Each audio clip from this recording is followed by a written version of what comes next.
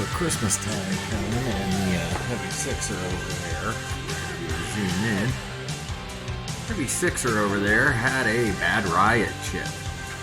And since Heavy Sixer is getting some hard play right now, we decided to just do some testing and swap out the chips. Now what happened was bizarre behavior and adventure.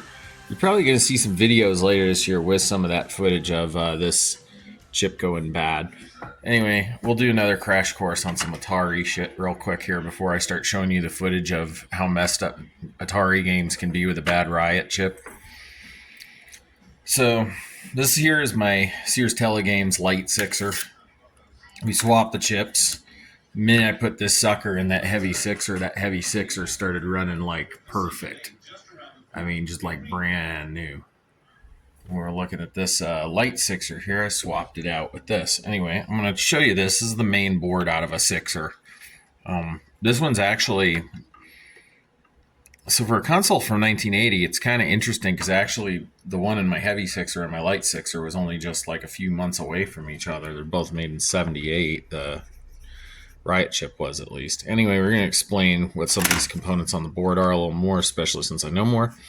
I learned this is actually the audio carrier yoke, and how that works is you turn that and adjust it until your audio signals are as strong as can be, but it also tends to do those cross-hatching interference patterns I tend to find they go. That is the Chroma Luma adjust, aka the video delay line. What it does is it changes the colors to adjust them to get them correct. So on my Heavy Sixer, I went through the whole board. I mean, I resoldered all these solder connections on the back. I mean, the Taiwanese Sixers, they have a bit of Heavy Sixers. They have a bit of a atrocious soldering job. When I got done with it, it looked like a Sunnyvale when I was done, all shiny and new.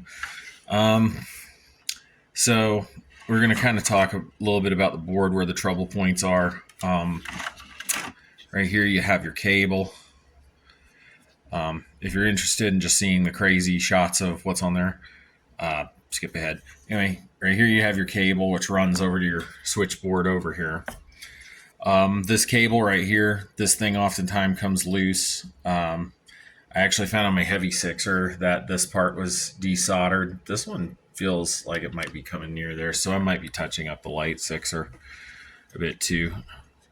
Looking inside of here, this top chip up here, or this middle chip here, is your CPU. This is your 6507 at 1.19 megahertz.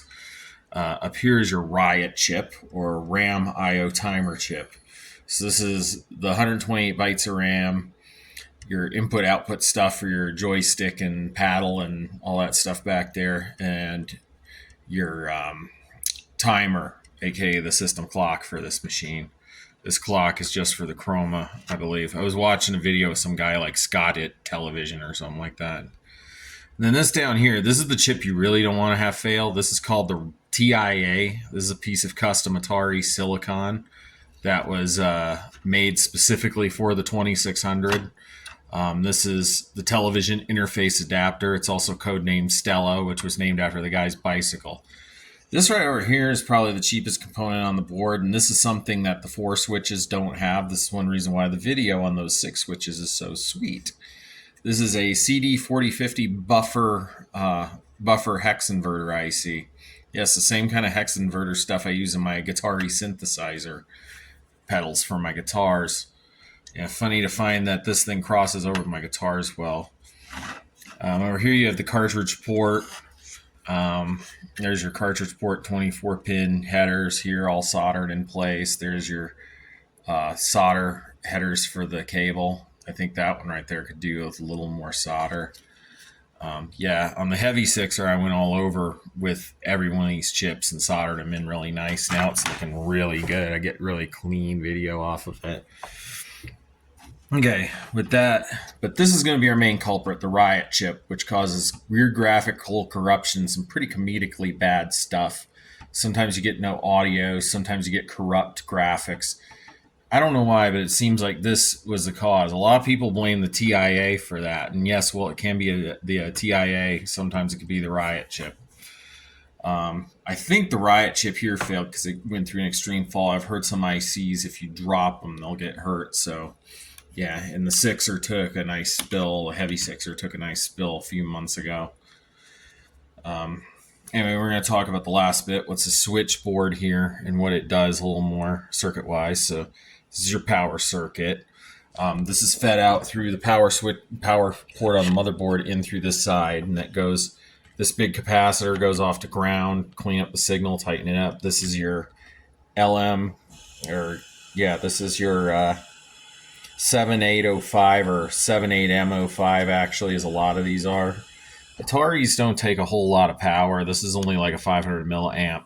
5 knocks it down to 5 volts for the computer section over here. These are your switches. You can't really get replacements for these anymore, so take care of them. Luckily, you can take them apart. This one, they're really nice. I polish my switches up too, so they look really good. Yeah, that's why I have Ataris that are like going on 43, 44 years old, and they still look good. This is the pin header up here that I said. This is the part that was loose on the heavy Sixer, causing it to have day-night cycles and adventure. So I figured a lot of stuff out. Anyway, I'm going to put all this back together. One other thing I wanted to discuss for Christmas, I got the CX78 Plus 78 Plus wireless gamepad with the intent of using this with my heavy Sixer. Well, I'm going to go show you a little bit of a problem with that real quick. So here's my heavy Sixer. As you can see, it's got the thicker edges on it. So my heavy Sixer, or anyone's heavy Sixer for that matter, whether you have a Sunnyvale or a Taiwan like mine, doesn't have the usual back cover areas on it that a typical Sixer does.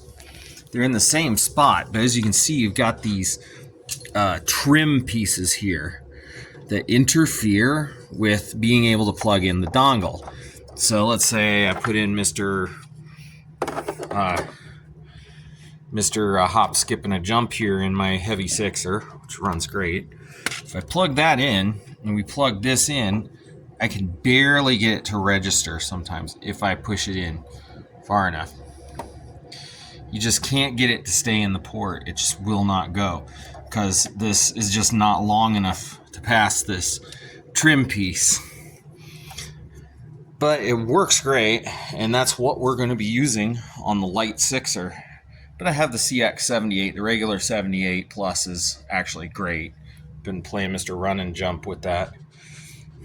Anyway, without further ado, let's play some horribly, gaudily messed up Atari games. Going back to what I said about the CX78 Plus wireless, let's take a look back here. So here we go. Now we can see that it fits in the left controller port because there's none of that extra stuff there. And it's looking pretty good. And as you can see, as soon as I hit the button on this, it syncs up with that. I've noticed some of you people have been having trouble with the CX78 Plus and getting it to work with your old VCSs like this. Way I got mine to work is I plug the dongle in there, fire up the Atari, and then hit the button here right where this in close proximity. Well, that light is blinking. Once you hit that button, they blink together and then they pick up each other and then they start to sync. Oh yeah, and by the way, that other dongle with USB on it, that's for playing it on your computer. So if I want to, I can use it with my Mac. I'll try out some 7800 titles. Anyway, let's get on with the games, shall we?